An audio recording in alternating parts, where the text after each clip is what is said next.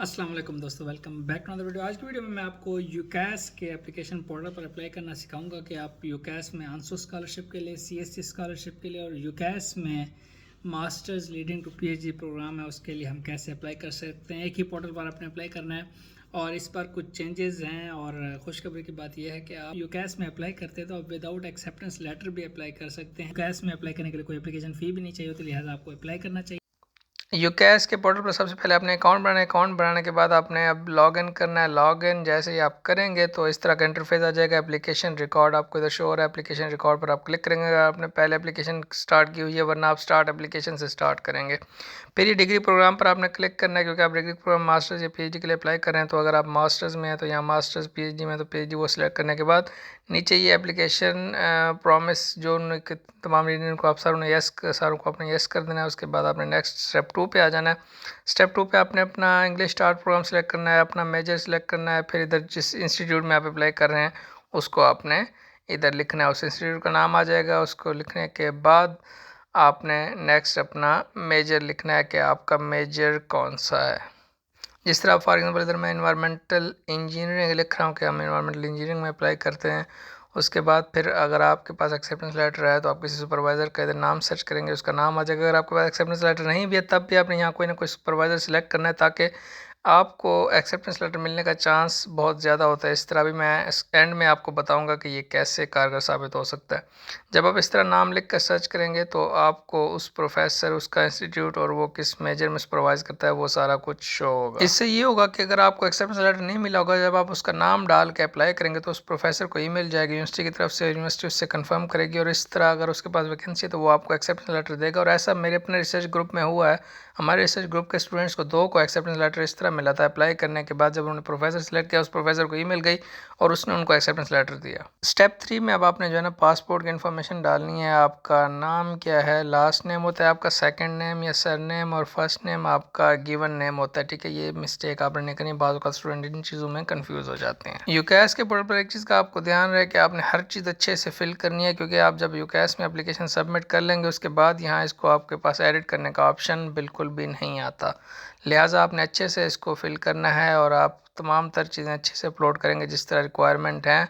Picture आपने white या blue background के साथ अपलोड करनी है। वैसे प्रेफर होता है चाइना में वाइट बैकग्राउंड के साथ।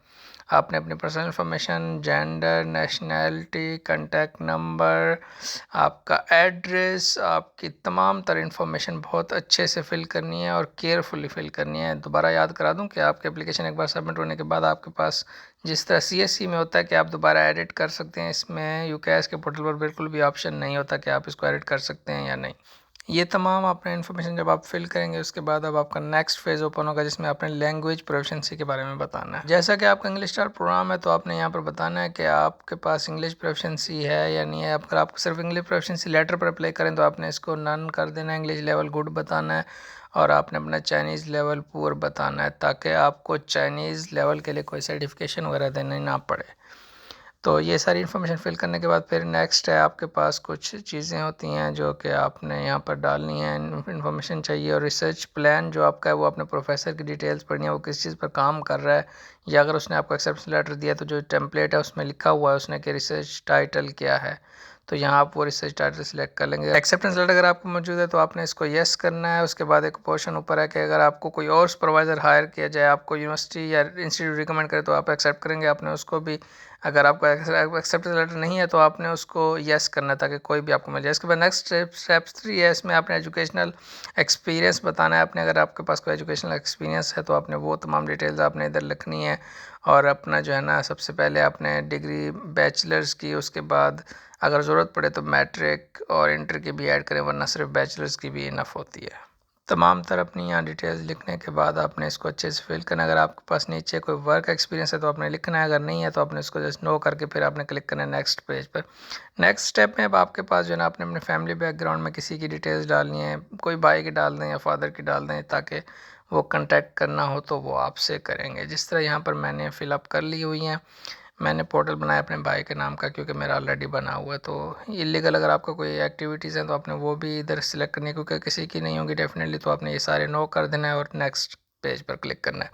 फिर आप आगे अब इस बार जो चेंज है वो ये है कि आपने इधर रिकमेंडेशन लेटर जिन प्रोफेसर ने आपको प्रोवाइड किया हुआ है आपने उनकी डिटेल्स यहाँ लिखनी है। पहले ये होता था कि उनको ईमेल जाती थी, जबकि इस बार ये हुआ है कि आपको डिटेल्स लिखनी है और रिकमेंडेशन लेटर अपलोड भी करना है at the end. Mail ID वगैरह आपने अच्छे से लिखनी है। ये आप सब इन्फॉर्मेशन पुट करने के बाद आपने नेक्स्ट पे क्लिक करना है। नेक्स्ट में अब आपका इमरजेंसी कॉन्टैक्ट है, ये भी आप किसी ब्रदर का या कोई दोस्त जो चाइना में है उसकी भी आप डिटेल्स यहाँ पर लिख सकते हैं।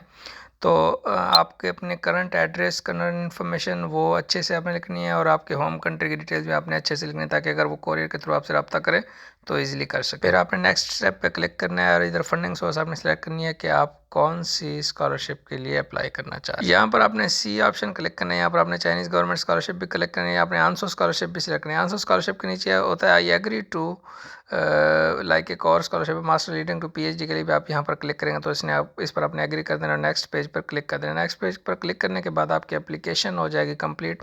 अब आपने एक बार उसको वेरीफाई करें और सबमिट कर UCAS फुल स्कॉलरशिप भी सेम ही होती है, CSC की तरह CSC स्कॉलरशिप भी होती है और आंसर स्कॉलरशिप होती है। इन तीनों पर आप एक साथ अप्लाई कर सकते हैं। मिलते हैं किसी अगली वीडियो में, तो हम याद रखिएगा। अल्लाह हाफिज़।